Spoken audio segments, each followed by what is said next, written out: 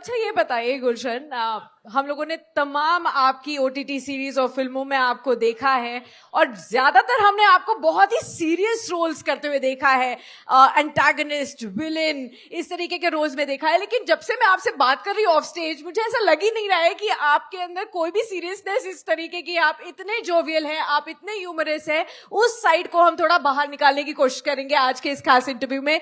तो पहले बताना चाहेंगे कि इतना अपने नेचर से फर्क रोल्स करने का रीजन क्या है?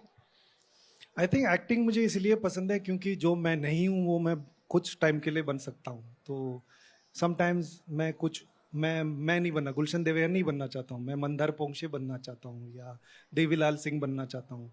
और मैं सोचता हूँ कि ये कैसे लोग होंगे, कैसे चलते होंगे, उठते बैठते होंगे, क्या खाते होंगे, कैसे बात करते होंगे, क्या पसंद है इनको, क्या नापसंद है।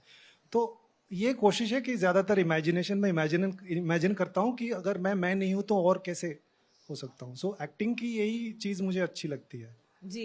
या सो हाँ, हालांकि आई थिंक मैं इतना ज़्यादा सीरियस हूँ मैं Okay. मैं हूँ, कई बार काफ़ी सीरियसली बात करता हूँ मैं, Okay. अच्छी अच्छी बातें भी करता हूँ, लेकिन आज थोड़ा बकवास करने का मूड में है।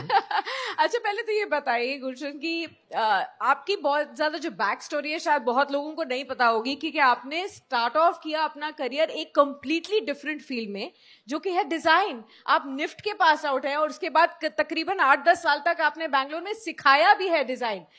तो ये डिजाइनिंग से, फैशन डिजाइनिंग से टर्न्ड एक्टर, ये तो बहुत ही अनोखा कॉम्बिनेशन है। शायद मैंने फिल्म इंडस्ट्री में कहीं और ये कॉम्बिनेशन नहीं देखा है। हाँ, तो मैं एनएफटी से पास आउट हूँ और यहाँ दिल्ली आया था। फर्स्ट टाइम मैंने जिंदगी में पहली बार प्लेन में बैठा था क्योंकि एनएफटी पैसा दे रहे थे उसके लिए। जेट एयरवेज बंद हो गया यार। Okay I miss jet Airways नहीं वो तो 2000 की बात कर रहा हूँ मैं। और यहाँ पे भी जीता था, अवार्ड मिला था मुझे। तो हाँ, 8 साल मैंने काम किया फैशन इंडस्ट्री में, फैशन / गारमेंट इंडस्ट्री। बहुत कुछ बनाया मैंने, साड़ी प्रिंट्स बनाए, एम्ब्रॉयडरी डिजाइन बनाए, टी शर्ट प्रिंट्स।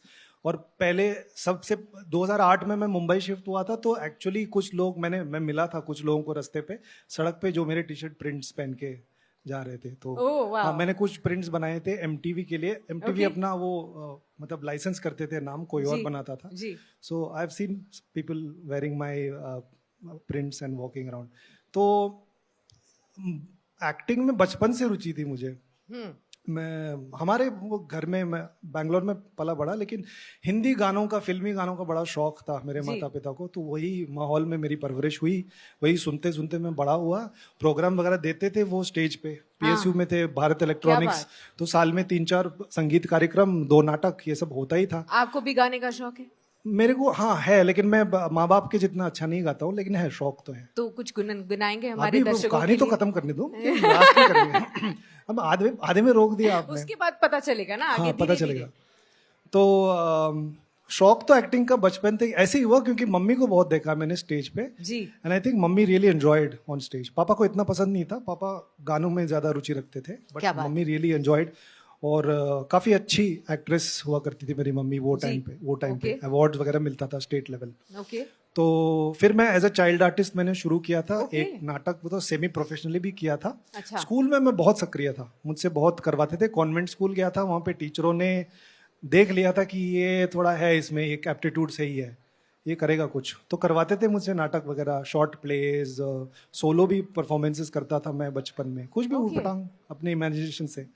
तो शुरुआत यहाँ हुई और फिर हिंदी फिल्मों का तो मतलब प्यार तो था ही, बचपन से था। तो कई लोग मुझे पूछते हैं कि गुलशन आप तो कर्नाटक से हो, तो आपने कन्नड़ा फिल्म क्यों नहीं किया? मैंने कभी सोचा ही नहीं। क्योंकि इतना मतलब प्रेम तो हिंदी फिल्मों से था, गानों के माध्यम से। बिल्कुल वही कि जो 50s और 60s का जो संगीत है ना, बिल्कुल वही मेरे कानों में गूंजते रहते हैं अभी भी। तो ऐसे इंटरेस्ट, रुचि पैदा हुआ या हुई, ये देखो मैं साउथ से हूँ, हुआ हुई का बहुत कंफ्यूज होता है। रुचि हुआ या रुचि हुई? हाँ, रुचि हुई। तो ऐसे पैदा हुई रुचि, और फिर अभी बड़ी हो गई है रुचि। अब शादी कराने का सोच रहा हूँ। अच्छा, कोई अच्छा सा लड़का देख लो ना। Are you going the hunter way or? I don't know, रुचि से पूछना पड़ेगा लड़का चाहिए कि लड़की। I don't know, I have to ask that. Oh my God. It's her choice. बहुत लोग आपके अभी सेंस ऑफ ह्यूमर तक पहुंच भी नहीं पा रहे हैं जिस तरीके से आप बात कर रहे हैं। अभी वो धीरे-धीरे शुरू हो रहे हैं। मैं थोड़ा अनप्रेडिक्टेबल हूँ, आपको पता नहीं चला where is this going exactly. Exactly, हाँ। तो जो आपने कहा था कि आपने बहुत सारे गाने सुने और आपको पसंद आए और इसीलिए शायद आप हिंदी फिल्मों में आने का शौक रखा आपने, आपके फेवरेट सिंगर कौन? मोहम्मद रफ़ी मुझे बहुत पसंद थे बचपन में, आज भी बहुत पसंद है। ओके, उनका कोई गीत?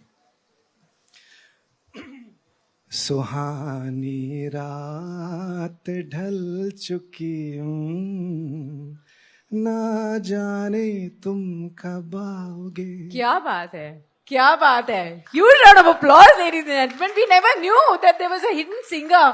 Have you also thought like most of the actors are actually turning like, you know, great singers, they want to sing for their own films. तो इस तरीके का कुछ मन है? No, they think they are great singers. हमको अच्छे लगते हैं इसलिए हम माफ कर देते हैं कि ठीक है गा लो गा लो। नहीं see I am joking of course but